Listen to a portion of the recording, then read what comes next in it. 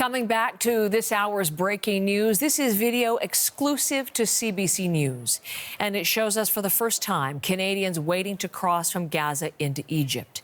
These people make up the first large group of Canadians to escape the fighting. There are 80 names on the list released earlier today by border officials in Gaza, made up of Canadian citizens, permanent residents and their families.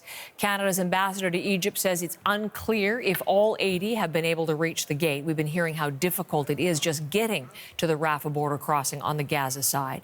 But here are the voices of some of the Canadians who spoke to us as they waited to be processed. And as you'll hear, they express relief, but also speak to what it's been like in Gaza during the airstrikes and the ongoing war. Bombing the houses on all the families living inside. The number of the killing is amazing. It's very amazing. And most of the people get die or kill or injuries. They are babies and even kids underage, like monthly old or days old. And very, very hard, difficult even time. To refresh my memory, what I see, it's like a really difficult time. I'm happy I'm going to Canada, but my heart here is with my families, my friends, they all died. I got over 30 friends I lost. My family, I lost over 20 people in my family. My cousin, I lost just a couple of days ago. My neighbors, I lost. My home, I lost it too. It's been bombing too. I lost my business here, I lost it too. Been bombing too. I'm feeling sad for people living here. I hope they can make it. My home is fully destroyed, and we have a lot of IDPs, internally displaced persons, especially in the school. And also I lost my family, and I lost my family, my best friends and her family, and we lost a lot of things. We don't have any power, we don't have electricity, and we don't have water in Gaza Strip. So we are here in Rafah crossing to evacuate, as the Global Affairs Canada called us to evacuate as soon as possible Gaza Strip. So I hope to travel safely with my kids, and thank you so much for Canada government.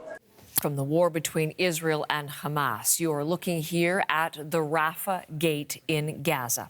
And for the first time since the deadly attack by Hamas on Israel a month ago today, a large group of Canadians are on a list to leave Gaza.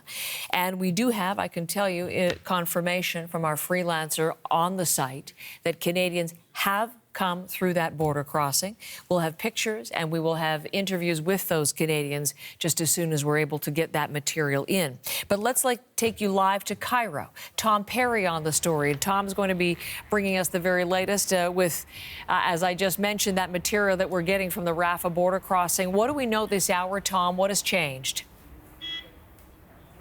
Well, we know that 80 Canadians are on that list of people allowed to come through the Rafah crossing between Gaza and Egypt. We have heard from some of those Canadians who are in the process of coming through those gates, getting into Egypt, talking about how they're feeling coming in. Now, the notice went out last night from Global Affairs Canada to these Canadians, telling them today was their day, saying to get their personal belongings, get their travel papers, and be at the Rafah gate by 9 o'clock this morning. We know that some of them were there much earlier than that. We've been hearing from some of them just kind of the time that it's taking. We've seen images of long lines at the border crossing, so it's going to take some time to get them through there, but 80 Canadians in the queue to get out of Gaza today.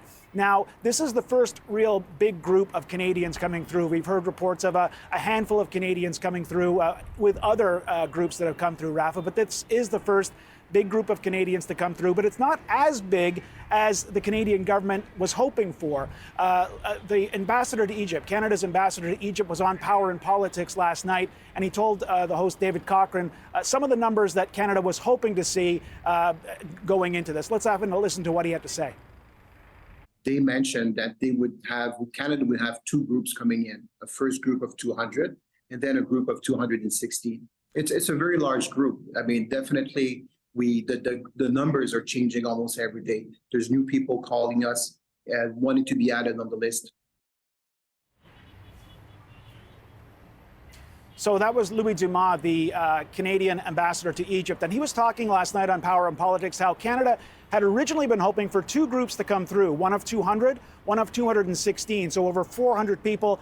Today, 80 people have come through. So we're going to have to wait and see how long it's going to be before the rest of the Canadians who are trying to get out of Gaza, when are they going to be getting out? Tom, listen, I have a couple more questions for you, but I have a little bit of tape that I'd like both of us to hear for the first time. I mentioned we have a freelance camera person who is there. Just to be very clear, this is on the Gaza side of that Rafah crossing. Talking to Canadians who are waiting in that waiting room we've seen. We're going to play a little bit of tape about a minute long from a man who had to leave his family behind, and he is there and waiting. So let's listen to this together, and then we'll continue on your reporting. My name is Mohammed Sharif Al Hussein. I'm a Palestinian Canadian. I live in Gaza. The situation in Gaza is extremely difficult, very horrible, too tough, especially for children. I have a daughter that she has type 1 diabetes, which makes it extremely difficult for me to keep under such a situation. I was able to get my two daughters and my wife names on the Canadian list after a lot of trials. And unfortunately, I wasn't able to get my parents' names and my sister's names on the list as well. So I left them in Gaza in such a horrible situation. So I call upon all the Canadians related to the government or the foreign ministry to work on getting the first family out of Gaza as well, because I was in such a difficult situation to choose between leaving with my own family, small family, and leave my parents behind. So Mohammed Sharif Al Hussein, Tom, someone you know because you spoke to him as part of your reporting last week as he was waiting, now about to be going through but having to leave his parents behind. What's just your sense of that bit of interview, Tom? Yeah, I've been texting back and forth with him this morning, actually. And you know what? It's an example of just some of the very difficult decisions that Canadians and others are making as they decide to leave Gaza. In this case, he had to leave his parents behind. He's got two sisters as well. They're Palestinians. In this case, he's Canadian. His wife is Palestinian, and his two kids are Canadian. They've all been allowed to leave. They're in the process of getting out of Gaza, but they're leaving their family behind. And you hear that time and again in talking to people who are trying to get out of Gaza, that I can get out, my parents can't get out, my family can't get out. What do? I can go to safety, but I'm leaving people behind. And so that's kind of the story that's sadly typical of what we're hearing for the past number of days, talking to people trying to get out of Gaza. As I said, 80 Canadians on that list today. Global Affairs says it's been dealing with 600 Canadian citizens, permanent residents, and family members. So if 80 get out today, and let's see what happens. If 80 get out today, that's still more than 500 people who are in need of help. More than 500 people who are still got these kinds of decisions to make before they decide to and they're able to get to safety. Tom, thank you. I'm sure you'll be back in contact with Mohammed, and we'll look forward to the reporting as you continue to bring us that part of the story, the Canadians who are waiting, the first large group of Canadians to get through that Rafah border crossing.